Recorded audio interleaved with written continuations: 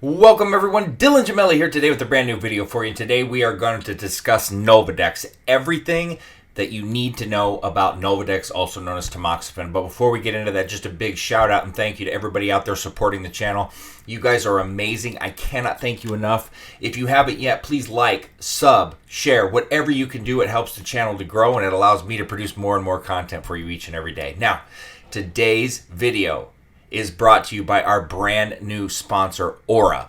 So what is Aura? Aura is the ultimate credit monitoring service. It offers the widest variety of identity theft and credit monitoring options. You're going to get 3 bureau credit monitoring with identity theft protection. You're also going to get a password manager so you can store your passwords. You're going to have antivirus software. It's going to protect you against spammers, scammers, malware, everything. You're going to have a secure VPN. You're going to be able to surf anonymously. You're not going to have people digging into things and seeing what you're looking at all the time. You're going to have parental controls, and you're going to have 24/7 customer support. Look, the FBI recently just reported a 64% increase in financial loss due to digital crime. So protect yourself. All Aura plans come with a 60-day money-back guarantee, and they also have a $1 million identity theft insurance policy. You can get individual, couple, family. Plans start as low as $12 a month. So check out my link in the description below. You're going to get a 14-day free trial. No risk, no obligation. Click on my link below, aura.com/PE Fitness, and protect yourself today. Now, let us talk about Nolvadex. We're going to talk everything. We're going to start off with the history. Now, Nolvadex is the brand name for the drug that we know as Tamoxifen. All right. This was actually manufactured by Imperial Chemical Industries, also known as ICI. Now, they were actually bought out later on by AstraZeneca, and I think most of you know that's one of the largest pharmaceutical companies in the world. So this is obviously a bigger deal type of drug. Now, it's actually currently on the World Health Organization's list of essential drugs because it's got so many different uses. Now, it might appear on paper that it's an aromatase inhibitor, but trust me, I've said this time and time again, it is not. It is a SERM, a selective estrogen receptor modulator, and it is an estrogen blocker. It certainly does help with estrogen, but it is not one in the same and should not be relied nor depended on. But I'm going to get into that here in a little bit in the video. I want to talk to you about the medical uses of it first. Some of you are very aware and some are not, but the main medical use of Nolvadex is the treatment of early and advanced breast cancer in both pre- and post-menopausal women.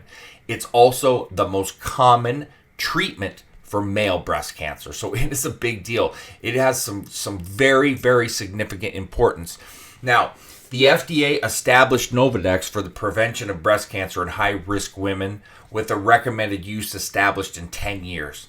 Now, studies actually that I've read, and they show it, it's very easy to find, that the chance of cancer coming back drops by about 65% with tamoxifen use. And another use of it is for women with infertility. Now, studies have shown that the chance of pregnancy actually doubled when people use Nolvadex. So as I was saying, the significance of what it can be used for makes sense why it's on the essentials list. It's been used to treat bipolar disorder too, but that's still being investigated. It's not fully proven. It's not really prescribed for that, but it's just another use they're exploring with it. Now, Nolvadex does work very, very similarly to Clomid. It's actually an antagonist of the estrogen receptors that it binds to, and that actually prevents active estrogen from binding in its place. But it's not like an aromatase inhibitor. It's not like Aromasin. It's not like Letro. It's not like Arimidex. Those actually reduce the flow of estrogen in the body. What Nolvadex is going to do is simply block it from the receptor. So obviously, if it's only blocking it from the receptor, not eliminating it, there's a much, much, much greater chance of like a sort of estrogen rebound, which I've talked about time and time again on forums. I've been talking about this for so many years, and that's why I try to like really put that home with people with Nolvadex, that it's not an aromatase inhibitor. Now, in the late 80s, Dan Duchesne, many of you have heard of him, he actually was the one that kind of speculated that Nolvadex could be used to help with gynecomastia, and it's actually become a pretty popular treatment for anti-gyno treatments, at least part of it anti-gyno treatment, and for people that are prone to gynecomastia in general. When you're prone to estrogen water retention is obviously going to come along with that, and a slew of other problems. And you might want to reconsider using wet compounds if you're prone, or at least going much lower on the doses, or understanding that manipulating your aromatase inhibitor dose properly. You could have puffy nipples, swelling, blood pressure, erectile dysfunction. There's a lot of estrogenic related sides, and it can prevent some estrogen related side effects from occurring, and it can stop the growth of gynecomastia. But when I tell you it's just an estrogen blocker, it's not a substitute for an aromatase inhibitor, and that's what I was getting at. Just understand that it will only temporarily block things. Now, in practice, Nolvadex is actually best used to help your luteinizing hormone and total testosterone numbers. This is going to help you recover from a cycle, and that's why it's such an important and integral part of a post-cycle therapy.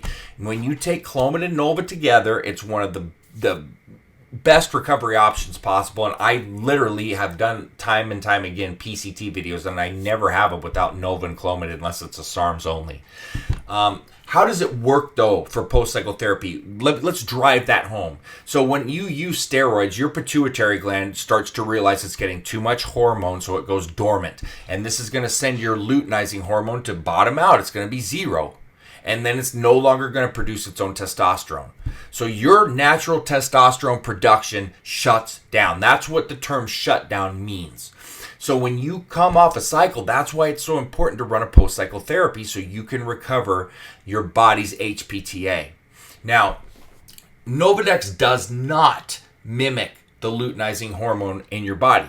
All right? It stimulates the hypothesis. You got to say that, because if you say it too fast, it sounds like you're saying hypothesis. You're going to then release more gonadotropins. Now, gonadotropins are protein hormones that are actually secreted by gonadotrope cells of the pituitary gland, and they're going to stimulate faster and have a higher release of follicle-stimulating hormone and luteinizing hormone. So when you see your blood panel, that's your FSH and your LH, which are so important to be monitoring. So when this happens, the actual increase in your luteinizing hormone is going to then spike up your total testosterone levels, and it's going to allow for a smoother post-cycle therapy and recovery. This is going to help you also minimize any losses in muscle gains, and your body's going to be able to recover. Now, Tamoxifen, Nolvadex, works just like Clomid. What I mean by that is it stops your estrogen from going into your pituitary, which then manipulates it into producing luteinizing hormone. So in turn, what then happens is it's going to signal the Leydig cells to start to produce testosterone. Now, many people that use Nolvadex have run blood work showing luteinizing hormones rise from 0 to almost 10.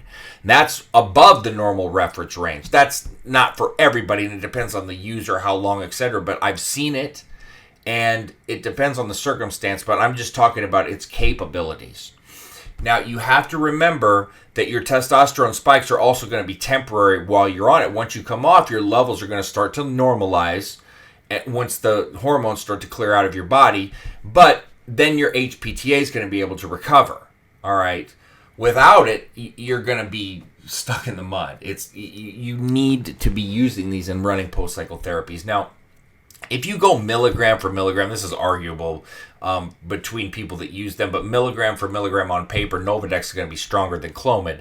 Now, they're similar that they're both SERMs, and they work the same in preventing estrogen from binding to the receptors where it can cause a problem. But like I said, neither are aromatase inhibitors, and it's really up to you to decide which one you use. But you're not going to really find anybody that's using Clomid on cycle for estrogen like you would Nolvadex.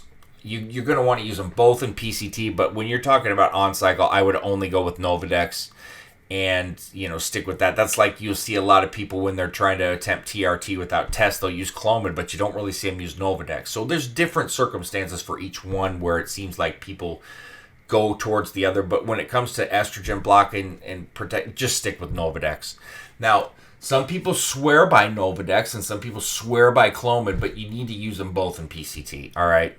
Some people will say that Nolvadex has reduced their libido. I believe that's people using way too much, way too long. Just like with Clomid, you'll see people that start to get over emotional. Once again, too high of dose. You don't need more than 40 milligrams per day of Nolvadex whatsoever. You should not exceed that at all. And you listen to my PCT video. I don't even recommend running the entire PCT with that much. There is evidence out there that Nolvadex can upregulate your progestin receptors, and that means if you run it along with a progestin like a nandrolone, a trenbolone, you've got a higher chance of developing progestin-related side effects. That's debatable. I fell into that when I was a lot younger and still kind of coming up, and I'm guilty of over-preaching that, whereas I've seen so many people run it and have no problem as long as they're not being stupid with their dosing, whether it's the nandrolone they're using or the Nolvadex. If you're running moderate doses, the chances of that are pretty low, and you should be at least having something on hand for prolactin anyway, whether it's vitamin B6, Dostanex, Pramipexole, something. So I would take that one with a grain of salt. That's up to you and your comfort. I don't think it's overblown. Now, it has a 6-day half-life, so it's shown between 5 and 7 on documents, so we just put it at 6, and there you go. You take it daily when you're in PCT, and you, as you would generally when you're doing it to treat estrogen or use it on cycle. But that is Nolvadex for you. Very intriguing. It's nice to learn fully about the things that you're using, how they work, why. You just see people write down run PCT and run Clomid Nolvadex, but you really know why you're using it. Well, now you do, I hope. So that being said, stay tuned for plenty more to come. Dylan Gemelli signing off.